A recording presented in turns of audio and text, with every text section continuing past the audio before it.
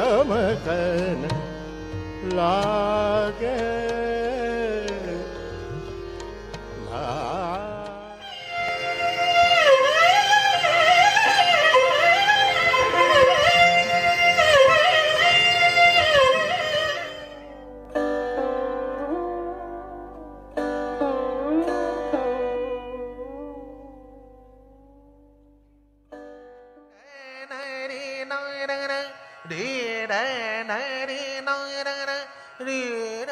छत्तीसगढ़ की परंपरा नहीं, हमारी पूरी महाभारत।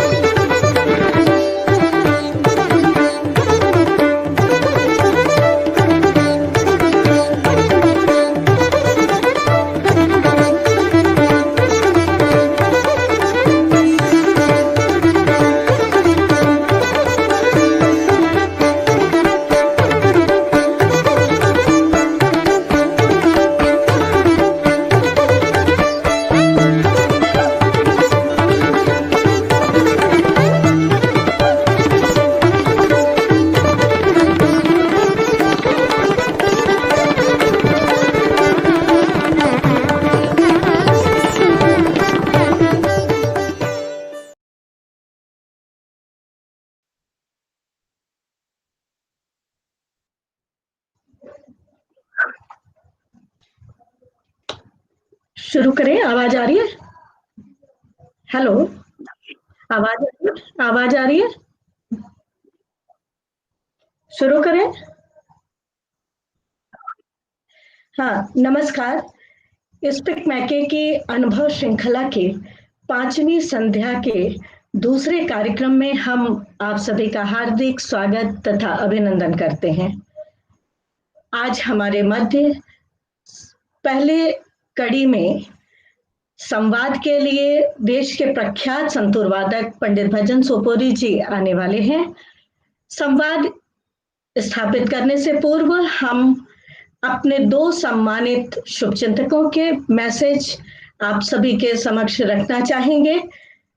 प्रोफेसर भीम रॉय मैत्री जी, डायरेक्टर IIM ट्रिची, और दूसरा मैसेज है डॉक्टर विनय प्रभाकर सहस्त्रबुद्धे जी का, जो कि प्रेसिडेंट हैं ICCR के।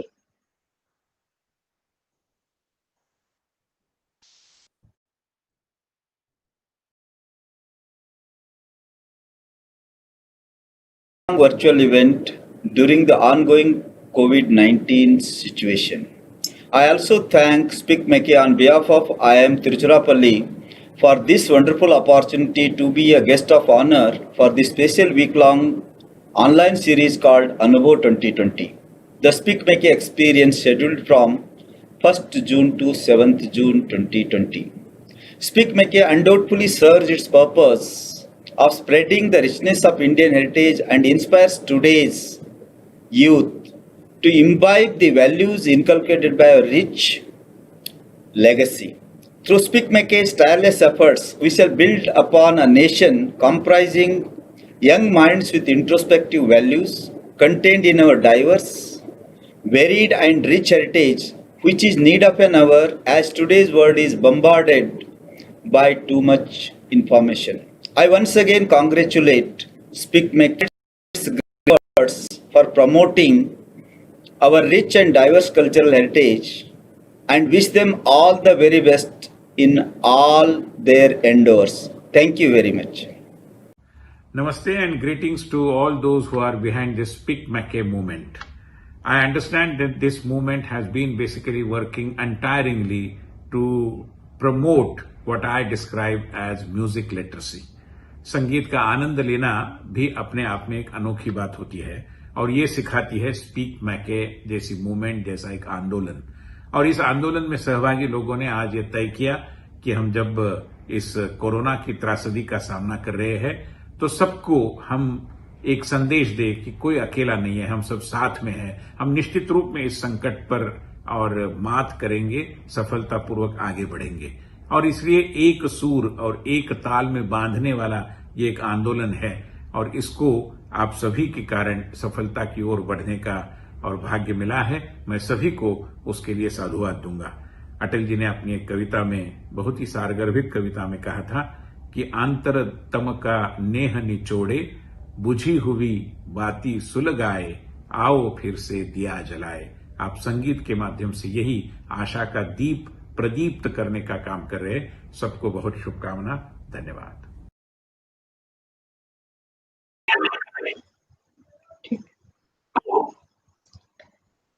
बहुत बहुत आभार आप सभी का।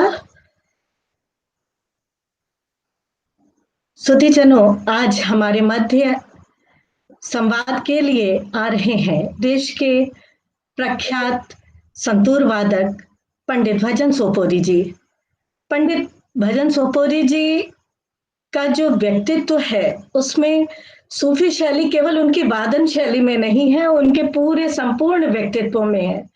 कभी मंदिर, कभी मस्जिद, कभी काबा, कभी गिरजा, सभी में सर नवाने वाले, साधु संतों, पीर फकीरों के मध्य ज्ञान अर्जित करने वाले तथा अनेक विश्वविद्यालयों और विद्यार्थियों के मध्य अपने ज्ञान को दान देने वाले ऐसे पंडित जी सबको अपना बना लेते हैं। आज के कार्यक्रम में हम पंडित जी का तहे दिल से स्वागत करते हैं।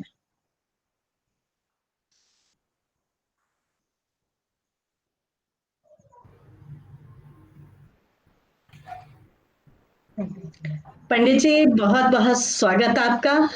जी धन्यवाद।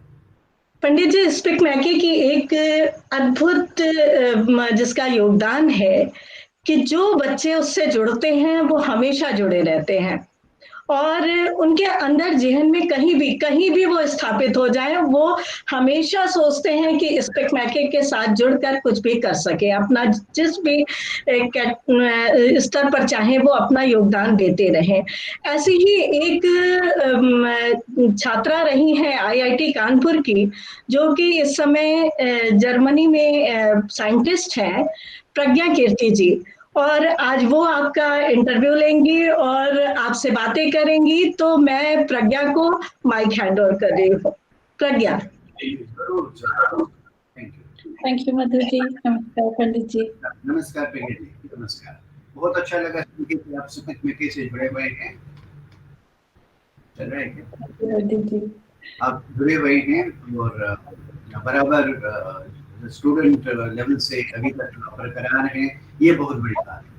और ये भी बहुत बड़ी बात है कि स्पिक मैके इस समय में जो महामारी का टाइम है और बड़ी डिस्टर्बेंस है, ह्यूमन सोच भी डिस्टर्ब है, हर चीज डिस्टर्ब है चारों ओर से हमारे, तो उसमें जो ये श्रृंखला इन्होंने की हुई है, अभी तक 5वां दिन आज है, ये भी बहुत बड़ी बात है। स्पिक मैके को मैं बधाई देता हूँ और एक्सपेक्ट करता हूँ, उम्मीद रखता हूँ कि ये लगातार ये कार्यक्रम करते जाएंगे।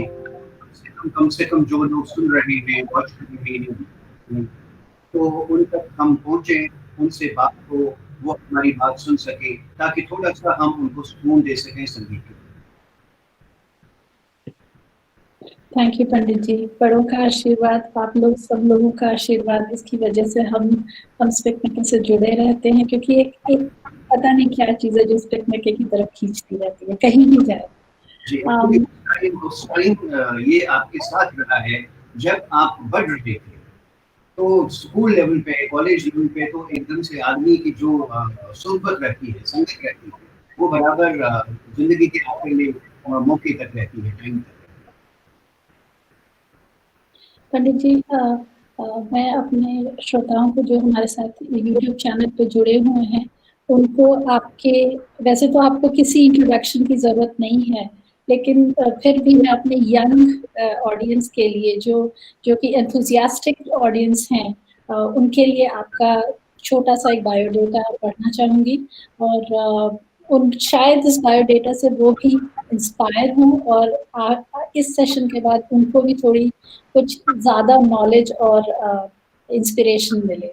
So I would like to introduce you a living legend and a musical genius. Pandit Bhajan Supuri is more than an individual, a performer and composer par excellence, musicologist, teacher, writer, poet, and an extraordinary human being. Regarded as the cultural bridge of Jammu and Kashmir with the rest of the country, Pandit Bhajan Supuri is hailed as the saint of the Santur and the king of strings. Panditji was born in Kashmir, Srinagar, into a family of musicians of the fabled Sufiana Gharana of Kashmir, the exclusive traditional Santur family of the country with its roots spanning over 9 generations over 300 years. Representing the age-old Shaivite Sufi tradition, Panditji was initiated into Santur playing by his grandfather, the great master musician Pandit Samsar Chandra Sapuri ji, and later by his father, the great music master Pandit Shambhunath Sapuri ji, hailed as the father of music in Jammu and Kashmir. He has been the pioneer in establishing the santur at global platforms as a complete solo instrument. Over 6 decades of dedicated work, Panditji has explored various dimensions of santur, carrying out many path-breaking innovations and introduced the Sapori Baj, the systematic style and format of playing the classical santur. A highly learned person, Panditji has a double master's degree in Indian classical music, specializing in both sitar and the santur, besides having master's degree in English literature. He has also studied Western classical music at Washington University, USA. He has composed a number of new ragas, music for films, commercials, documentaries, serials, operas, choirs, etc. He has composed music for over 6,000 songs in almost all the languages of the country and various foreign languages as well. For his enormous contributions, Panditji has received hundreds of national and international awards, lifetime achievement decorations and titles, including the prestigious Padma Shri and Sangeet Natak Academy Award. He has also been awarded Jammu and Kashmir Government Lifetime Achievement Award and Jammu and Kashmir Civilian Award by the Jammu and Kashmir government. He has also been awarded with the Doctorate of Literature honorary by a number of universities like Utkal University, Orissa.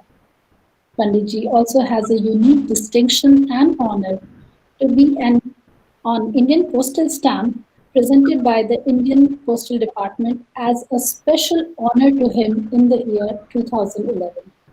His name also features in numerous biographical note volumes of India and abroad. Panditji, we are delighted to have you and welcome again. Thank you very much. Pleasure. My pleasure.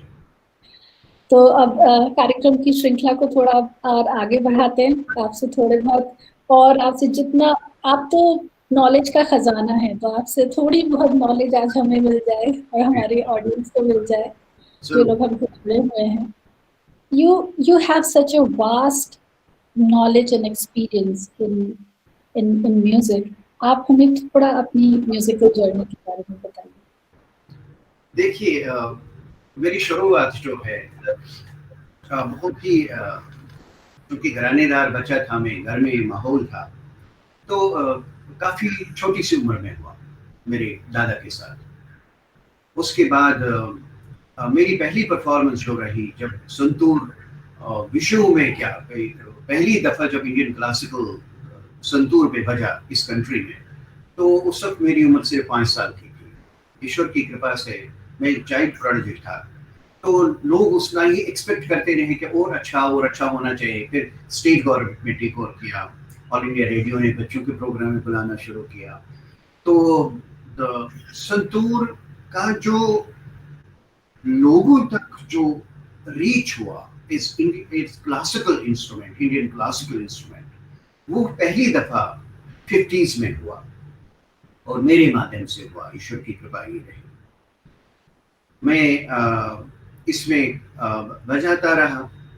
और उसके बाद 1959 की बात है जब मैं इलाहाबाद संगीत समिति, प्रयाग संगीत समिति का एनुअल जो फंक्शन रहता था वो 6-7 दिन का रहता था। तो उन्होंने मुझे परफॉर्मेंस के लिए बुलाया, तो लोगों ने पहली दफ़ा संतूर देखा, अच्छा ऐसा साज है और ऐसा इंडियन क्लासिकल बज सकता है। उसके बाद वहाँ फैकल्टी ऑफ म्यूजिक थी, उन्होंने मुझे बुलाया और इस तरह से मेरी ज़िंदगी का जो परफॉर्मेंस, जो कैरियर आप समझें, वो शुरू हो गया।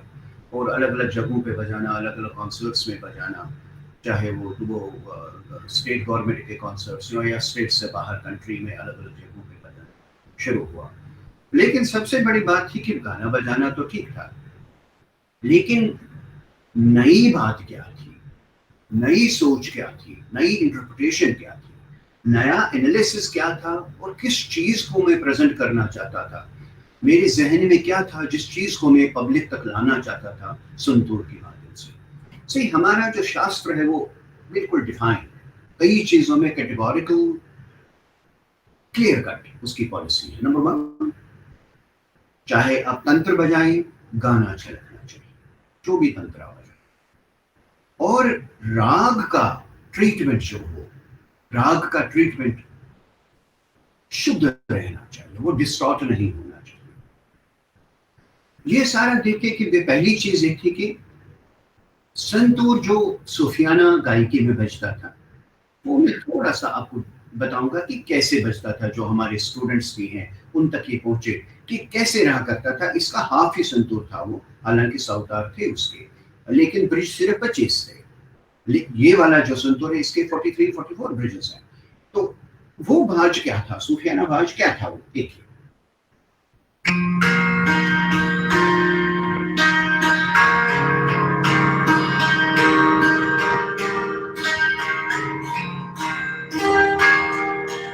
ये मैं बजा रहा हूँ, ये मुकाम अराक है, हालांकि दिन का मुकाम है ये, लेकिन चूंकि ट्यूनिंग हो चुकी है किसी और राग के साथ, तो इसमें इलस्ट्रेशन के लिए ये सब चलेगा, हम माफी मांगेंगे मुकाम से।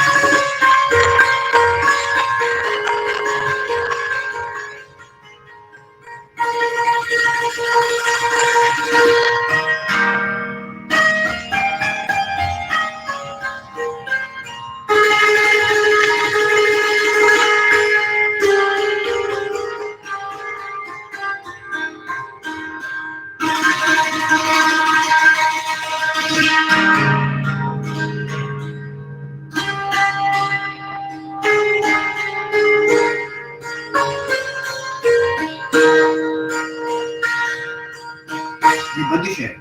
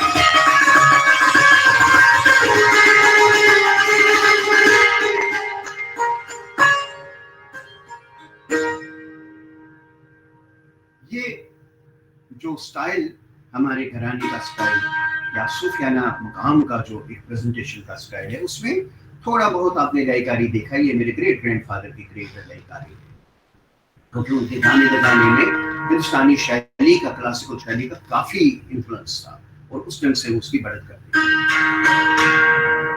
अब ये गाना बजाना तो बहुत अच्छा है, सुनने में भी बड़ा अच्छा लगा, लय का काम हुआ, लेकिन जब राग पे इसको लागू करते हैं तो राग तो ठहराव का नोट मांगता है, और राग की अपनी एक रिक्वायरमेंट है, उसमें इधर उधर है कि पैकी नहीं चलता, बिल्कुल क्लियर चीज मांगता है कि गाना ये है और इसको कैसे दर्शाते हो। अब ये देखिए कि गाना कैसे आएगा, जिस हिसाब से फिर मुझे संतूर की रचना करनी पड़ी, वो इनोवेशन कि जो राग शास्त्र को दर्शाए, राग की हर बारीकी, राग की टेक्निकलिटी, राग के रस, राग का भाव, राग का अंग, हर पद्धति को दर्शाए। वो कैसे आएगा देखिए।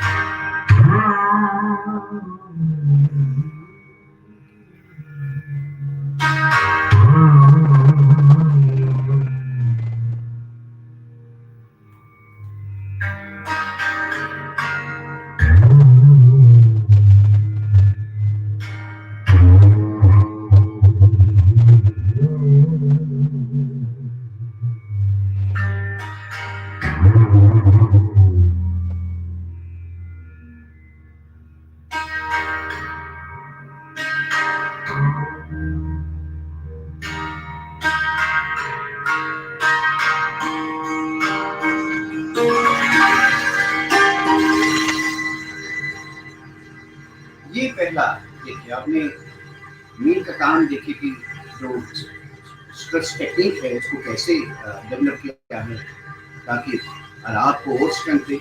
उसके बाद जो सस्टेनेंस, आप देखिए नोट सस्टेन अपने विषयों के संतूर देखे होंगे, अब जान दिवाली को देखा होगा, वो कट नोट चलते हैं, तरंग के मामले में चलते हैं, जल तरंग जैसे बजाते हैं। आना चाहिए अब ये गंधार को होल्ड करना है, तो गंधार को होल्ड कैसे, अगर कुछ करते जाएंगे तो गंधार होल्ड नहीं होगा, कटेगा।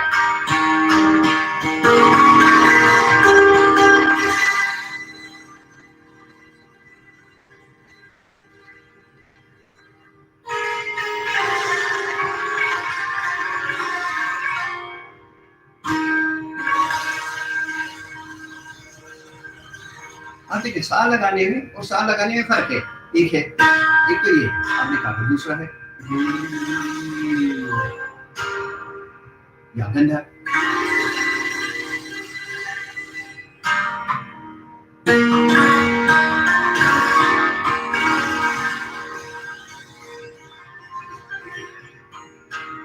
ऋषभ का ये शेड बता रहा है।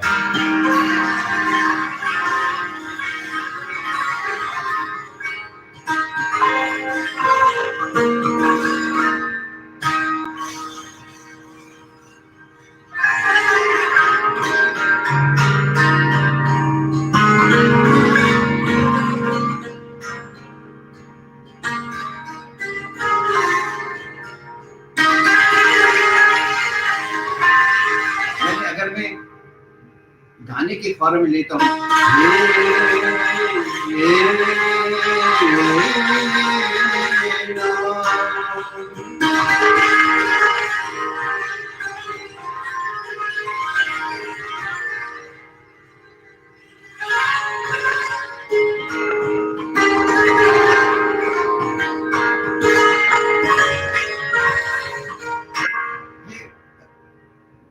टेक्निकलिटीज इसमें बहुत सारी काफी है। बेसिक मुद्दा है कि राग शास्त्र आना चाहिए, उसके लिए कैसे था कि कलमों का हिसाब क्या होना चाहिए, उसमें वजन कितना होगा, बोल कट कैसे हो जाएगा, बोल को सस्टेंस कैसे मिलेगी, जरबों का कैसे आएगा। अब हर चीज को सोच समझ के करना, उसको क्रिएशन उसकी करना थोड़ा मुश्किल भी काम चाहिए। अब एक बोल है, जैसे हम कट बोल के तरीके पे आते हैं,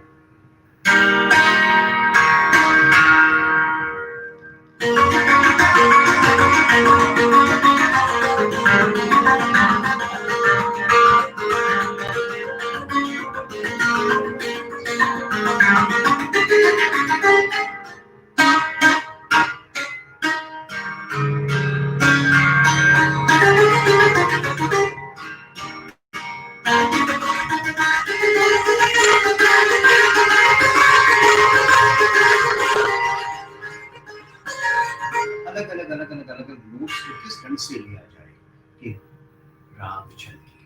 अगर राग नहीं छलकेगा तो धुन छलकेगी, वो बैकग्राउंड म्यूजिक हो जाता है, वो राग शास्त्र नहीं मानता नहीं, गवैये घरानों में नहीं चलता ऐसा। मैं माफी चाहता हूँ कहने को कि आपने उठाया और प्रहार किया सुरों पे और बोला कि ये राग है, कोई भी राग है, वो राग छलकेगा नहीं, वो सिर्फ एक इफेक्ट दे देगा। वो इफेक्ट अच्छा भी हो सकता है, नहीं भी हो सकता, वो दूसरी बात है।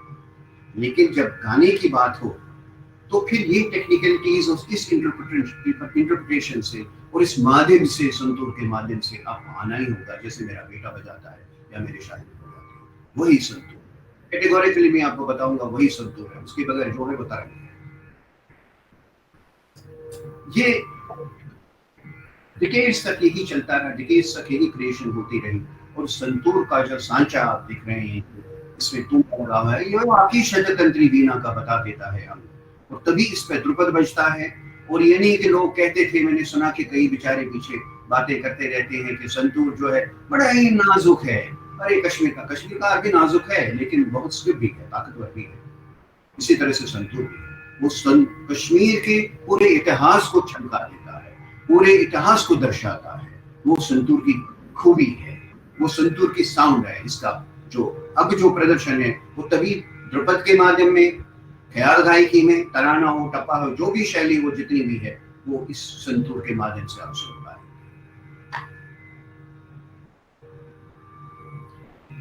Thank you, Pandit, for such an amazing. दिख नहीं रहा था, चेहरा नहीं दिख रहा था, मैं सोचा कि शायद पता नहीं चल रहा, नहीं चल रहा।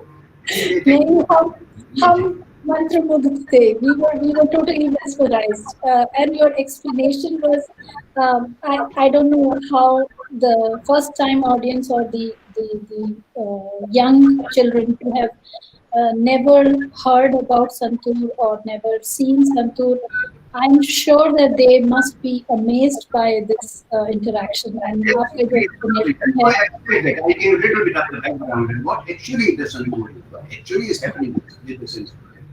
And the people rule it out. कुछ नहीं है, कोई परवाह नहीं, 5 साल एक चीज को ठीक करते लगे हैं, 5 साल लगे हैं बाल को ठीक करने में। वो ऐसे नहीं होता कि अचानक हो गया, किसी ने बोला तो हो गया।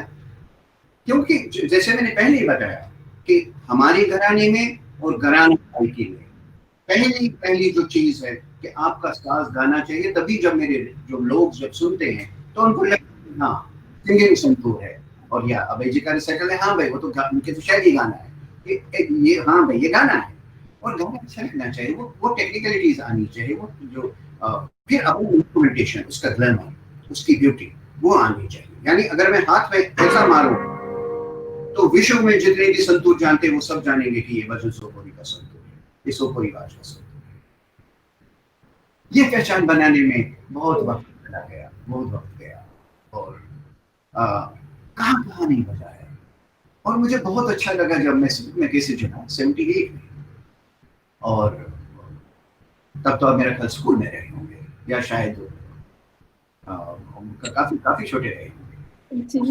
मैं इस बेटे के साथ जुड़ा हूँ, और अलग अलग बच्चों के लिए, यूथ के लिए, जो कुछ स्कूल्स में है, कॉलेजेस में है, यूनिवर्सिटीज में थे, इंजीनियरिंग कॉलेज में, इंस्टीट्यूट ऑफ मैनेजमेंट में थे, और उन सब ने इस साज को सुनते रहे वो, और उनको बहुत अच्छा लगा, बड़ा थ्रिलिंग उनको लगता था कि हाँ बहुत कुछ हो रहा है।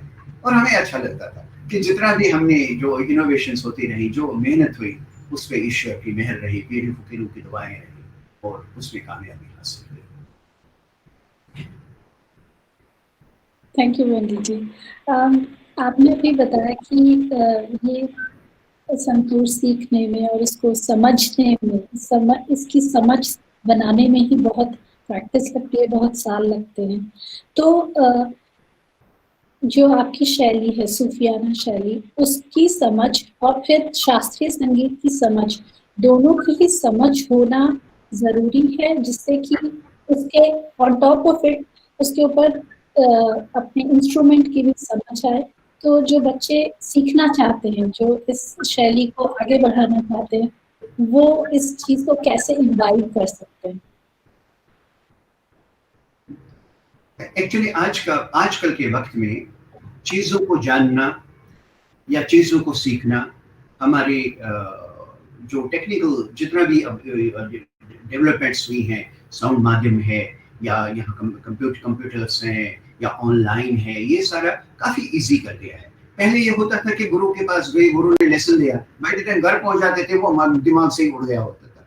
उसके बाद फिर उसकी डांट सुनो और फटकार सुनो और फिर उसका ये सारा कि भाई कैसे नहीं हुआ ये, फिर दोबारा वो कहते थे, फिर आदमी लेकर, फिर टेप रिकॉर्डर्स आए तो लोग चुप से रिकॉर्ड कर लेते थे कि अगर गुरु की नजर पड़ी तो वो कहता बिल्कुल बंद करो, ये अलाउड नहीं। वो चाहते थे कि जहन में रचे बसे, इसमें समाये। लेकिन आजकल के वक्त में हर चीज अवेलेबल है।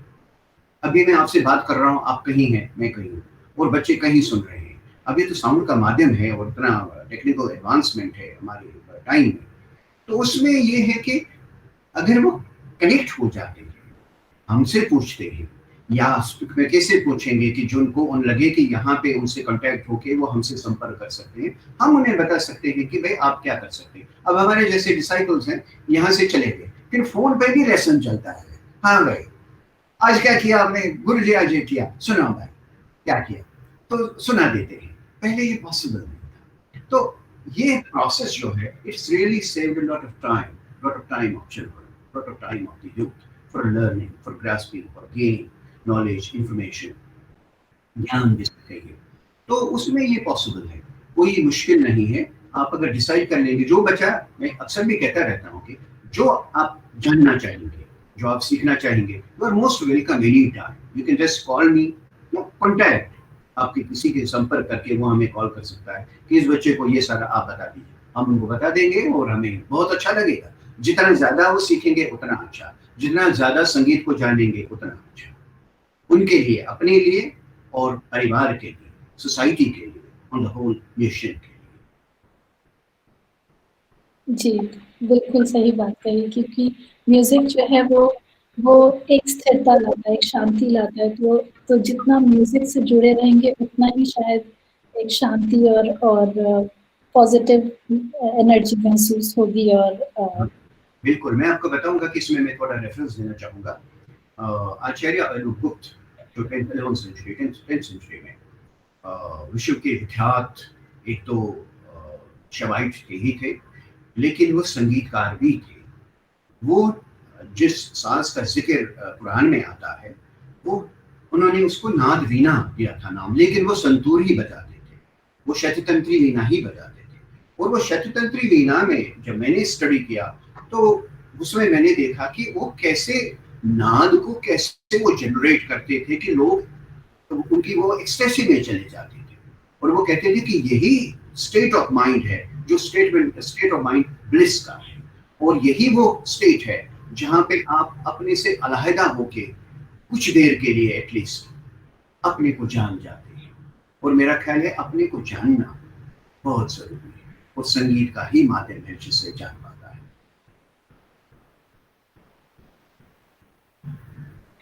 थैंक यू पंडित जी, आपसे बातचीत करके, आपसे ये सारी चीजें सुन के बहुत अच्छा लग रहा है।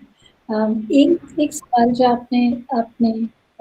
आपने बताया कि संतूर को एक फोक इंस्ट्रूमेंट के तरह से जाना जाता था, and you have been the pioneer in bringing santoor as santoor actually जो फोक इंस्ट्रूमेंट इसको दिया गया वो इंटेंशनली कई लोगों ने दिया, ताकि ये बताएं कि भाई इसमें लिमिटेशन है और कुछ नहीं कर सकते। वो ग्रेप्स ऑफ सोर, आप तो जानते ही हैं ना कि क्या कहते हैं उनको, अंगूर खट्टे हैं, तो वैसा ही मामला है, अंगूर खट्टे वाला मामला है। तो उनको लगा कि इसमें कुछ नहीं है, और हमने किया, क्या किया वो समझ नहीं आया मुझे क्या किया।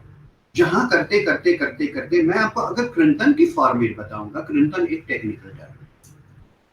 क्या है कृंतन?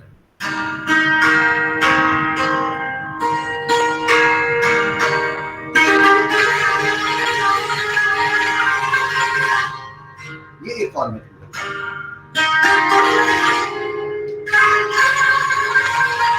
ये दूसरा है।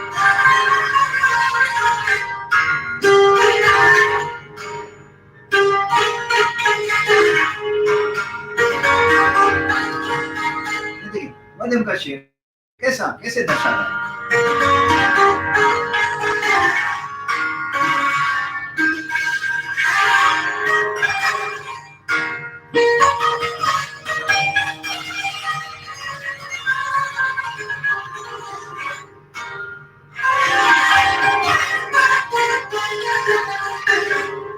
अब ये लगता है कि हाँ भाई हो गया, पर इसमें मुझे सालों साल निकले, कैसे करूं इसको, कि कैसे इसको तैयार किया जाता है। अब देखिए ग्लाइड, एक ग्लाइड है, ये तो एक जाएगा, दूसरा है यानी जिस वक्त हम इसको पूरा ये बल जब गाना हो,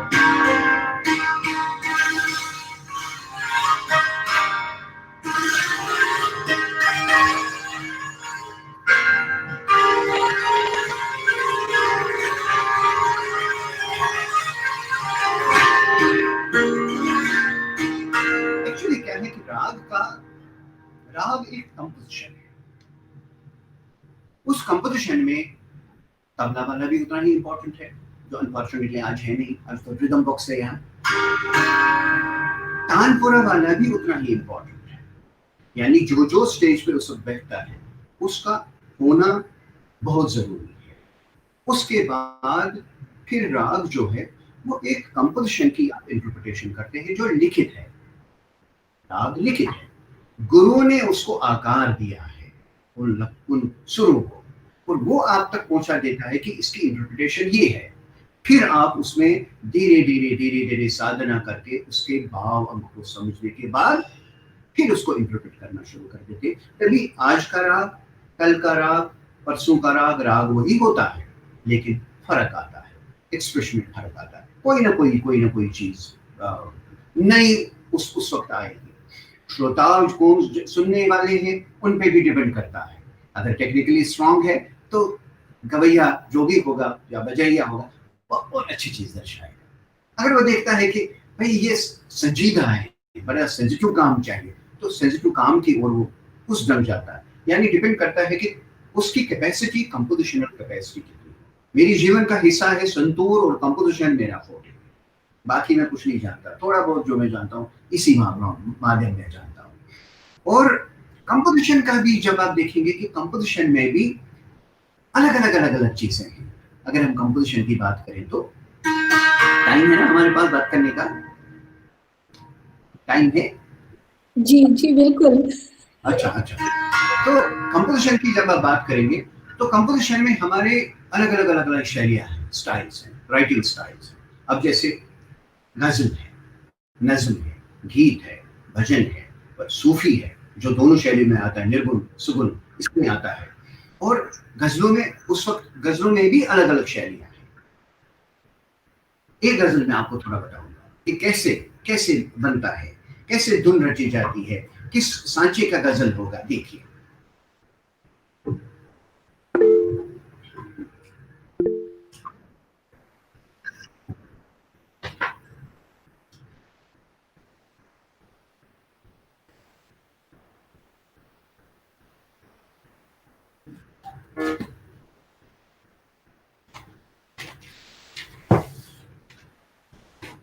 ये मैं इसलिए से बता रहा हूं कि जो कंपोजिशनल ट्रीटमेंट है वो दोनों में बराबर बराबर का है, चाहे वो क्लासिकल हो चाहे वो लाइट हो। क्लासिकल में भी आपको राग को समझना पड़ेगा, राग के बैकग्राउंड को, राग के स्वरूप को समझना पड़ेगा। और लाइट में भी आपको कंपोजिशन को देखना पड़ेगा कि भाई अगर कलाम है, शायरी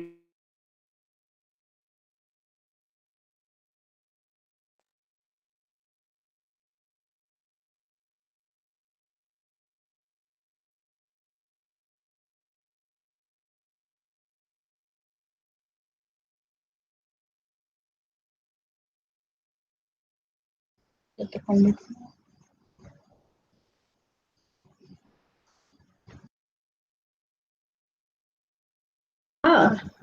बोल दीजिए कि तकनीकी खराबी की वजह से।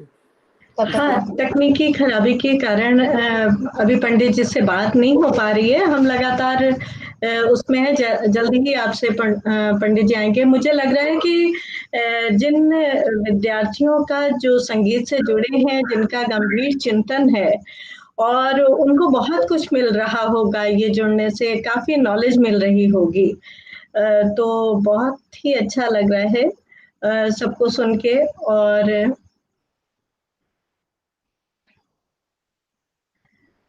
प्रज्ञा, आपको क्या अनुभव हो रहा है पंडित जी का प्रोग्राम सुन के? मुझे बहुत बहुत मेस्मराइजिंग लग रहा है और इतनी अच्छी जानकारी मिल रही है। सिर्फ टेक्निकलिटी नहीं, पर उसके छोटे छोटे नुआंसेस, और ये नुआंसेस एक दिन में नहीं सीखे जा सकते। तो जो पंडित जी ने बताया कि सूफियाना या फिर इंस्ट्रूमेंट सीखना, इन सब के लिए एक फीलिंग चाहिए, इन सब के लिए इमोशंस चाहिए, जो कि पंडित जी के बात करने में ही पता लग रहा है कि आप तो वैसे साइंटिस्ट हैं, और कैसे क्या जुड़ाव है संगीत से? अभी भी कुछ आप सीख रहे हैं, गा रहे हैं, कर रहे हैं? जी, मैं वैसे तो मैं मेरी फैमिली में ऐसे म्यूजिक, मम्मी पापा को म्यूजिक पसंद है सुनना, लेकिन जब मैं छोटी थी तो मेरी दीदी शास्त्रीय संगीत सीखती थी, तो मैं उनको सिर्फ सुनती थी और मुझे लगता था कि दीदी गा रही हैं तो मैं भी उनके साथ गाऊँ। और ऐसे करके एक दिन जब हमारे जो म्यूजिक टीचर थे, उन्होंने कहा कि आओ तुम भी बैठो साथ में। और मैंने पहली बार जब हारमोनियम पे सा लगाया, वो मोमेंट मुझे नहीं भूलता। तो शायद वो एक मोमेंट जिसकी वजह से आज तक मैंने विशारद किया, लेकिन मेरी गुरुजी हमेशा कहती थी कि संगीत के साथ रहना, ईश्वर तुम्हारे साथ रहेंगे। तो तुम हर दिन पूजा करो, कुछ करो, तुम मन में भजन भगवान का कर रही हो तो तुम भक्ति कर रही हो, तुम उस ईश्वर के साथ हो। और मैंने यहाँ पर आके जर्मनी में कोशिश किया शुरू में, लेकिन थोड़ा उसके क्लैश की वजह से टाइम वगैरह नहीं मिल पाता था। लेकिन मैंने यहाँ देखा कि यहाँ पे German style of classical singing बहुत पॉपुलर है, जो कि हम मोज़ार्ट के कॉम्पोजिशंस में सुनते हैं। तो अब मैं कोशिश कर रही हूँ थोड़ा वो सीखूं और गा सकूं थोड़ा सा। और पंडित जी की बातें आज जो सुनी, उससे भी काफी इंस्पिरेशन मिला होगा, उससे भी आगे सीखने की ललक बढ़ी होगी मुझे लगता है। तो इसको कंटिन्यू रखो। और पंडित जी तो संतूर के लिए उनका बहुत कंट्रीब्यूशन है और बहुत ही खूबसूरत, लगभग 7,000 कंपोजिशंस उन्होंने की है, पंडित जी ने की है। और वो कंपोजिशंस, मतलब हम लोग 2, 4, 10 कंपोजिशंस अगर करते हैं तो इतने थॉट्स नहीं आते हैं। 7,000 कंपोजिशन को कैसे किया होगा उन्होंने, ये सचमुच बहुत ही विलक्षण बात है। और हम तो आज पंडित जी से ये जानना चाहते हैं, क्योंकि मुझे ऐसा लगता है कि जो कश्मीरी लोक संगीत है उसके अलावा क्या क्या उन्होंने यूज किया कंपोजिशंस करने में, इस पे भी हम लोग आगे चर्चा करेंगे। हाँ, आप इस तरह के प्रश्न भी करिए, तो पंडित जी से काफी जानकारी मिलेगी और बहुत ही खूबसूरत बात होगी वो। और अभी जो पंडित जी ने बताया कि कैसे जो ट्रेडिशनल संतूर था उसको पंडित जी ने अपने घराने में उसको चेंज किया, जिससे कि उससे क्लासिकल म्यूजिक से जुड़ पाए। तो मैं कुछ थोड़ा बहुत इंटरनेट पे पढ़ रही थी और थोड़ा समझने की कोशिश कर रही थी कि ये सपूरी बाज, जिसको कि पंडित जी आगे हैं, तो हम लोग उनसे कंटिन्यू करते हैं। हाँ, वेलकम बैक पंडित जी। चलिए, थोड़े बहुत ग्लिचेस तो ठीक है। आप इस टाइम पे हमारा आपका ऑडियो, आपका माइक को अनम्यूट ऑन कर दें। पंडित जी से निवेदन करो कि माइक अनम्यूट कर दें। हाँ, डन। वेलकम बैक कर दीजिए। सॉरी, वो कुछ टेक्निकल ग्लिचेस। आप सुन पा रहे हैं?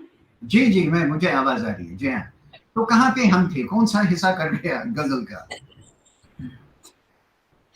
जी, आप इसकी थोड़ा मौसीकी और सूफियाना मौसीकी के बारे में थोड़ा बहुत हम लोगों को समझा रहे थे और थोड़ा डेमोन्स्ट्रेशन भी दे रहे थे। बस आप शुरू हुआ था और तभी कट गया था कनेक्शन। हाँ हाँ, अच्छा। मैं एक्चुअली उस वक्त जो बता रहा था वो गजल के बारे में बता रहा था कि जैसे लड़कियां हैं कि उनकी कैसे ट्रीटमेंट होता है। जैसे राग है, राग का कैसे ट्रीटमेंट होगा वो मैं बताया कि कैसे टेक्निकल उसको कैसे बेस किया जाता है। और अब मैं कंपोजिशन पे आया, क्योंकि राग भी एक कंपोजिशन है, और कंपोजिशन जब किसी चीज का धुन बांधा जाए, उनको उसका आकार दिया जाए, फॉर्म दिया जाए, तो वो भी एक जरिया है एक्सप्रेशन का। और जैसे कंपोजिशन, और मैं उसको सर्वश्रेष्ठ मानता हूँ। कंपोजिशन काम ही बहुत मुश्किल काम है, इतना इजी नहीं है। तो उसमें फैज साहब का कलाम था जो मैं बता रहा था आपको। अभी आवाज आ रही है आपको? जी बिल्कुल साफ। तो उसमें मैं अंतरा शायद कट गया, तो मैं अंतरा बताऊंगा, अंतरे के लफ्ज बताऊंगा कि स्थाई नहीं है। गजल आई नहीं। अच्छा, गजल नहीं आया क्या? गजल सुना नहीं आपने? जी नहीं, कुछ भी नहीं आ पाया था। अच्छा, मैं दोबारा बताता हूँ। देखिए, बहुत ही बारीकी बात शायर ने बताई है। नाव के अंदाज जिधर धीरे ये जाना होंगे, नीम बिस्मिल कई होंगे, कई बेजा होंगे। भाई उसके दीदार से, मेरे महबूबा के दीदार से, ताबे नजारा नहीं आईना क्यों देखते, और बन जाएंगी तस्वीर और हैरान। अब जब ये कंपोजिशन के स्ट्रक्चर में आता है, किसको कैसे ट्रीट किया जाए। मैंने जो ट्रीटमेंट किया, मैं तो कंपोजिशन जो है वो जब मेरी होगी तो मैं उसको ट्रीट करूंगा, अदरवाइज बाकी तो मैं जानता नहीं उतना, बाकी लोग क्या करते हैं इतना पता नहीं। लेकिन जो ट्रीटमेंट मैंने इसको दिया, देखिए कैसे एक एक लफ्ज को कैसे ये ट्रीट करेगा।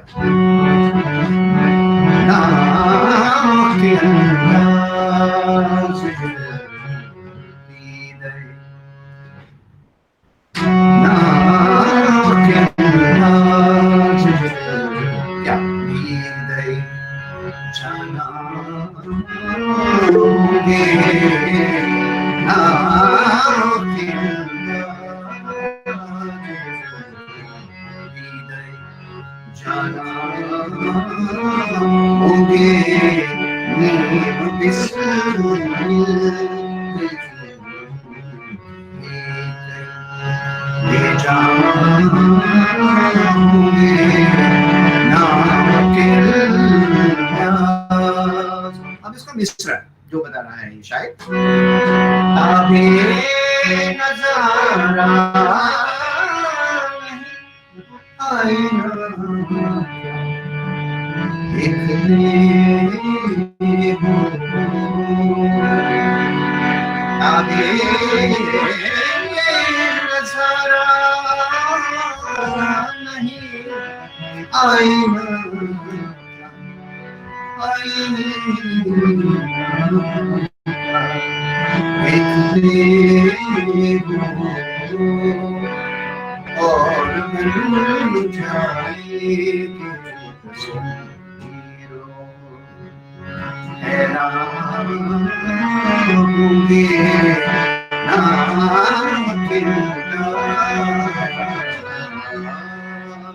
अब ये कंपोजिशन, इसका ट्रीटमेंट ऐसे ही होना चाहिए कि लफ्ज कटे ना।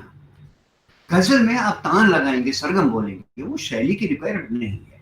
जो ठेठ गजल गाने वाले जो लीजेंड्स रहे हैं, अगर उनको गाने को भी आप सुनेंगे, वो उसी तक महदूद रखेंगे। मैं यहाँ बताऊं कि आफ्ताब मौसीकी फयाज खान साहब ने भी एक गजल गाए, लेकिन उन्हें गजल को गजल ढंग से गाया, वहां कोई तैयारी नहीं, कोई तान नहीं, कोई सरगम नहीं, कोई गजल को गजल उस ढंग से जो उस वक्त की एक रिक्वायरमेंट थी हर शैली का। इसी तरह से जैसे सूफी है, अब एक सूफी कलाम सुनाता हूं आपको, ठीक है? देखिए, बड़ी सी सीधी सी बात कही गई है। देखिए,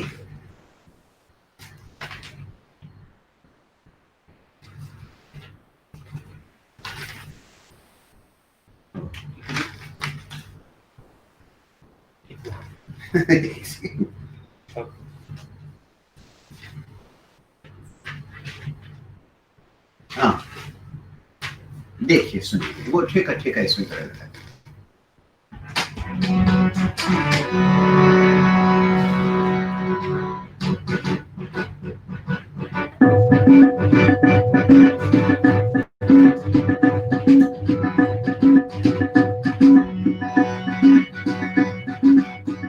यार है मेरा सोना सोना, यार है मेरा सोना सोना, यार का मुखड़ा बड़ा सोना, यार बिना मुस्किन न जाए, कोई आके यार मिलाए, यार ही मेरा प्यार माही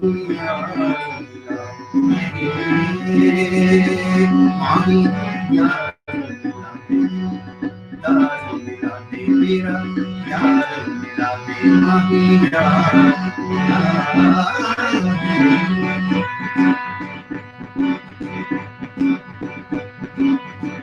कोई है दीवाना यार, कोई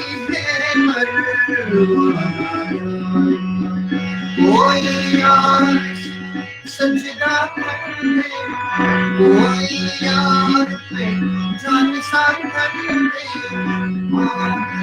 यार ही मेरा प्यार, यार मेरा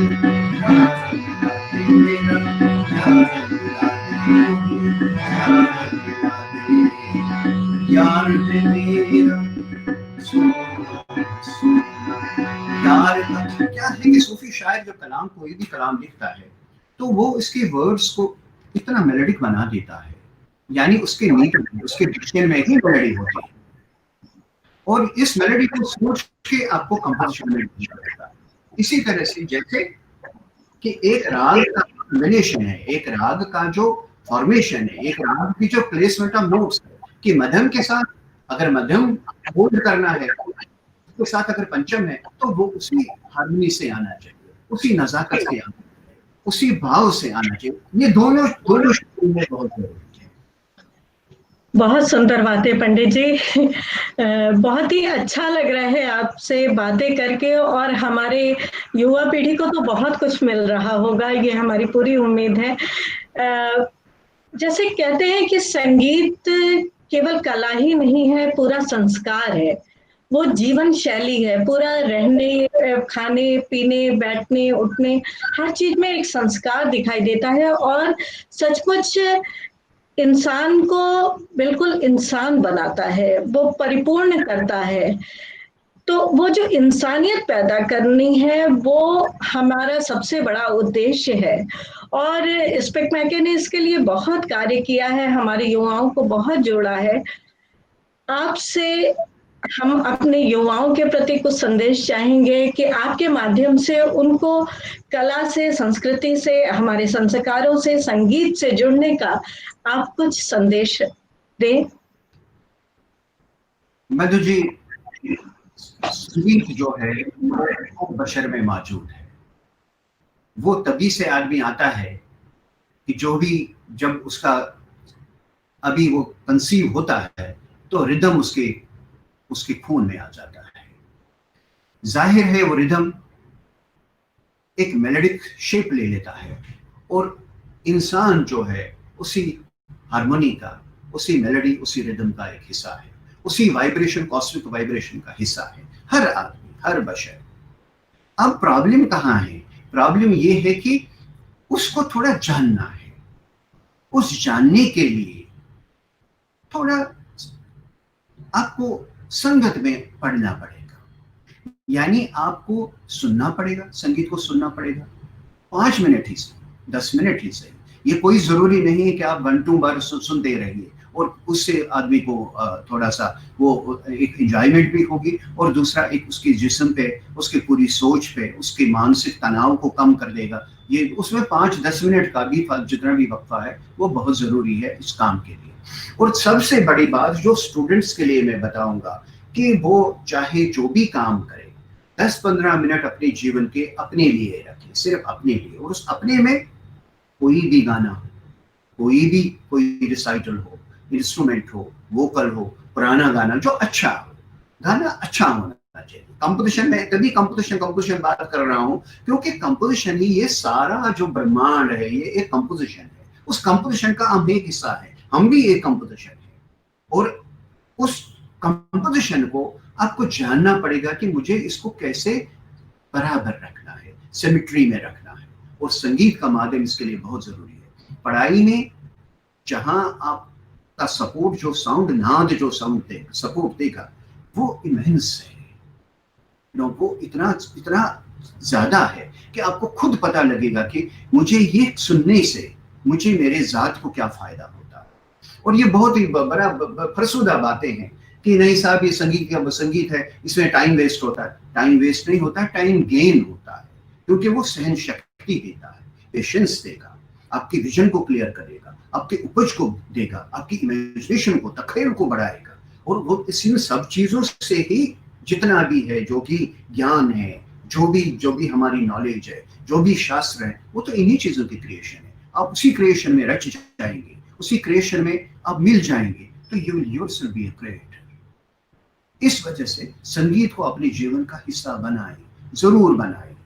और प्रोफेशनल बनना हो तो फिर थोड़ा सा और उसको उसी ढंग से ट्रीटमेंट होता है, और कोई फर्क नहीं है, जहां 15 मिनट है वहां थोड़ा सा वो घंटों में चला जाता है, 2-4 घंटे की प्रैक्टिस करनी पड़ती है, बस यही है। बहुत बहुत धन्यवाद पंडित जी, कितनी सुंदर बातें आपने कही हैं। सचमुच एक इंसानियत जो आज समाज में देख रहे हैं कि फ्रस्ट्रेशन का शिकार होके इतना वायलेंस आ गया है, तो संगीत में ही एक ऐसी शक्ति है कि उनको एक सही मानव का निर्माण कर सकता है और सही इंसान बनने में मदद कर सकता है। आपसे बातों का सिलसिला तो यूं ही चलता रहे, हमारी बहुत इच्छा है, किंतु समय की अपनी सीमा है और आपकी कला का आनंद लेना है। तो जो आपने रिकॉर्डिंग भेजी है उसके बारे में थोड़ा सा बताते हुए मैं प्रज्ञा से कहूंगी कि पंडित जी को धन्यवाद ज्ञापित करें। जी, जो रिकॉर्डिंग है वो लॉकडाउन वाला रिकॉर्डिंग है। उसमें तबला नहीं है बल्कि तबला मशीन है, और उसी से चलाव है मामला। और जो ऑडिटोरियम है, ऑडिटोरियम एक कमरे में सीमित हो गया है, और उसके इसमें उसको रिकॉर्ड किया गया है सिर्फ अपने श्रोताओं के लिए, खासतौर पर अब बच्चों को सुनना है। और मुझे उम्मीद है कि मैंने राग भाग्यश्री बजाया है, उसमें अलाप जोड़ होगा, और उसके बाद फिर तबला मशीन के साथ एक गत होगी, और गत उसमें गत के बाद झाला वाला होगा, बस वो तो ऐसे ही नाम मात्र है, लेकिन बेसिक है कि अलाप जोड़ है, और थोड़े गत का पोर्शन सुनने को उनको मिलेगा। और मुझे पूरी उम्मीद है कि लॉकडाउन की रिकॉर्डिंग बहुत अच्छी लगेगी और इस चीज को अप्रिशिएट कर लेंगे। और आपको भी मैं शुक्रिया अदा करता हूँ कि आपके माध्यम से ये बच्चों तक पहुंच जाएगा, और हमें बहुत अच्छा लगेगा कि कम से कम ये जो लॉकडाउन का मामला हो गया ये कम से कम उन तक पहुंचा, जो भी चीज बची।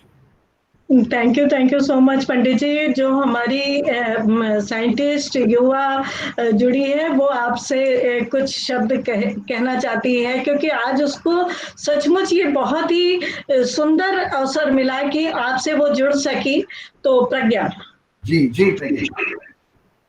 It's a great honor to be interacting with you, Pandit ji, and we learned a lot, and I think आपकी जो रिकॉर्डिंग है उसको हम सुनने में और उसको सुनने में आनंद तो लेंगे, and I don't think it justifies the live concert that we can always appreciate or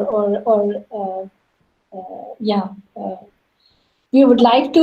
So it's hopefully इस कोरोना की सिचुएशन के बाद जब भी सिचुएशन ठीक हो हमारे मैं ज़रूर चाहूँगी और साथ में जो भी लोग हमारे साथ जुड़े हुए हैं वो लोग चाहेंगे कि आपको लाइव सुन सकें, आपके कॉन्सर्ट्स को जितना हम आज आपसे इंटरेक्शन में अच्छा महसूस कर रहे हैं वो एक्सपीरियंस हम लाइव सुन सकें. So हमें भी बहुत अच्छा लगे, हमें भी बहुत. Thank you so much. Thank you and all the best to you and all the best to all the viewers and listeners. Thank you very much. Thank you, Pandit ji. Thank you, Madhvan. Thank you.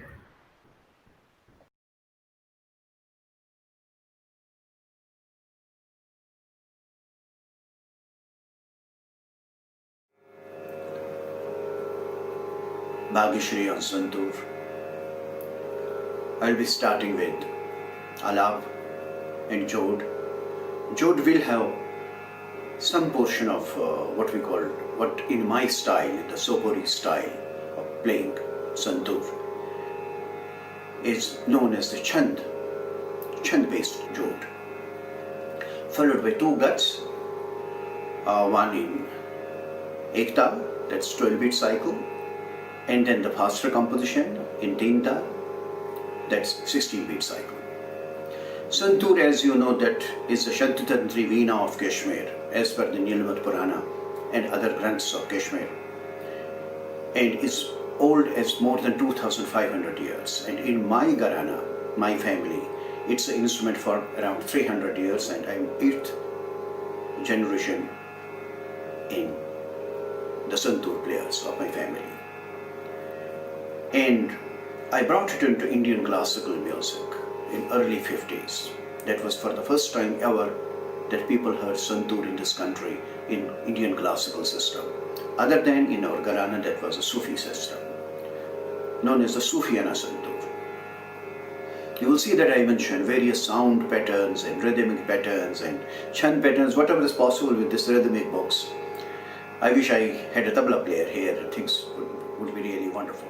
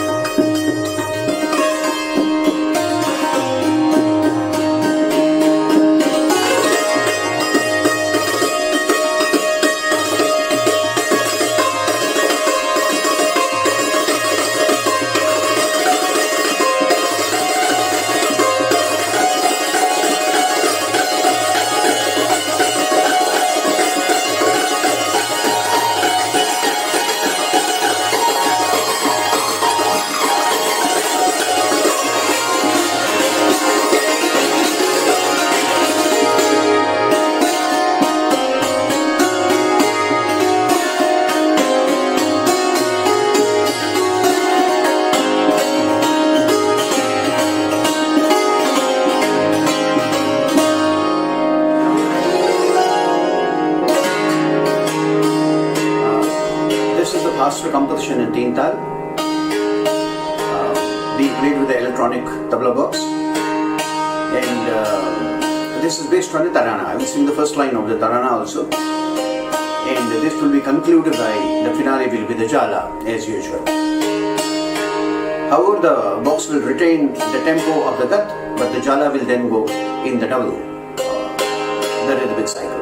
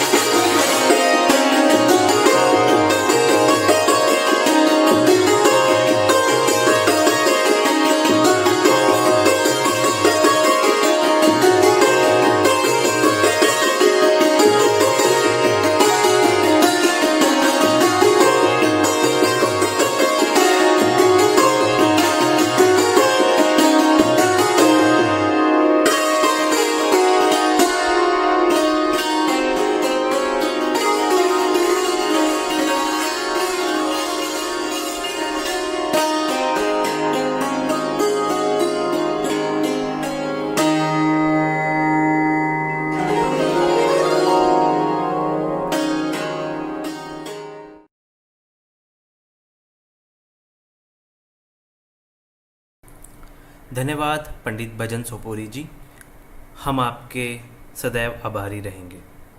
इसी के साथ मित्रों, आज की शाम यहीं पे समाप्त होती है।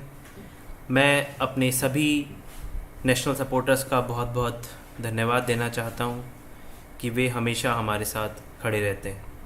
इसी के साथ कल का कार्यक्रम वही सुबह 4 बजे से ध्यान और फिर हठ योग और नाद योग के साथ शुरू होगा। 9 से 12 बजे तक हमारी कार्यशालाएं और 2 बजे से उन कार्यशालाओं का प्रदर्शन, चूँकि कल कार्यशालाओं का अंतिम दिन है, उसके बाद 2 बजे से उनका प्रदर्शन जो बच्चों ने सीखा जितना पिछले 5 दिनों में, उसका प्रदर्शन होगा। और मित्रों, कल हमारे शाम के जो कार्यक्रम हैं उसकी जगह कल रात्रि कार्यक्रम हमारा होगा, जो रात 8 बजे से शुरू होकर सुबह 6 बजे तक होगा, जिसमें हमारे साथ होंगे पंडित हरिप्रसाद चौरसिया जी, विदुषी अश्वनी भिड़े देशपांडे जी, विदुषी कपिला वेणु जी, उस्ताद शाहिद परवेज़ जी और अंत में उस्ताद वसीफुद्दीन डागर जी। तो मित्रों, कल का दिन सबसे महत्वपूर्ण दिन है और जैसा हमने अभी देखा कि एक जो कॉन्सर्ट हमारा होता है उसमें जो अंतिम क्षण जो होते हैं वो सबसे महत्वपूर्ण एक होते हैं, उसी तरीके से हमारा जो कल का दिन है सबसे महत्वपूर्ण है। तो आप भूलिएगा नहीं और ज़रूर कल रात्रि जो हमारा प्रोग्राम है उसको ज़रूर ज्वाइन करें, ज़रूर अपने सब देखें और अपने मित्रों के साथ भी ज़रूर शेयर करें। तो मिलते हैं कल सुबह 4 बजे ध्यान के साथ। शुभ रात्रि, धन्यवाद।